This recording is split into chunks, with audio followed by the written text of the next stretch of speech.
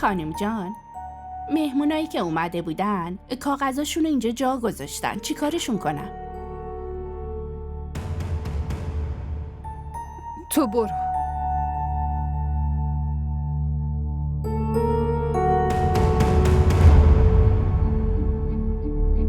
چطور میتونه با یکی دیگه ازدواج کنه؟ چطور میتونه؟ آروم باش. خواهش اصلا مگه میکنم میشه؟ آروم باش جمال، آروم باش. دروغ میگن، دارن دروغ میگن. خواهش میکنم به فکر خودت باش جمال. دروغ میگن. اینم ممکنه که شما میخواستین ازدواج کنین ولی نکردین. ما ازدواج کرده بودیم، رفتیم محض رقص کردیم. دوستامم با هم بود. دوست؟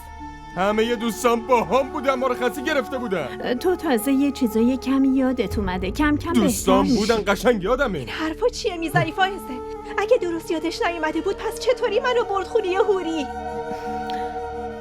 اونو همه شناختنش، داشتن در مورد هوری باهاش حرف میزدن. خب به اینم فکر کن که چطوری میتونن همچین دروغ بزرگی بگن؟ شما دوتا انقدر اونجا نشستین، اگه هوری اونجا بود صداتون رو میشنید و میومد پیشتون.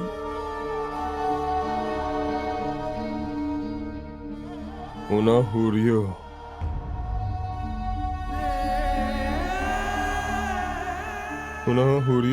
تو خونه زندانی کردن. هوریو تو خونه دروغ میگن، زندانیش کردن. دروغ.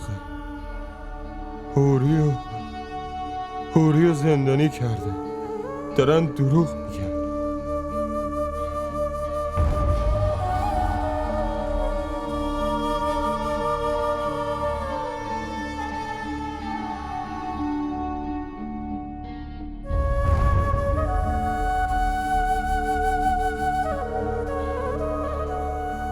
اصلا درک نمی کنم فائزه.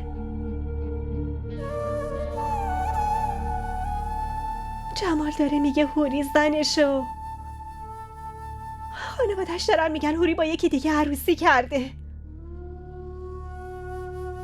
معلوم نیست حقیقت چیه. اینو فقط خود هوری میتونه بگه، چون من هیچ اعتمادی به حرفای جمال ندارم. آخه حافظش هنوز درست برنگشته. نمیدونم فائزه، من که خیلی نگرانشم. هر چقدر سعی میکنم گره زندگی جمال رو باز کنم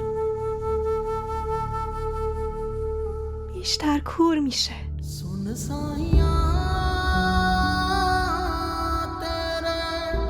इश्क दी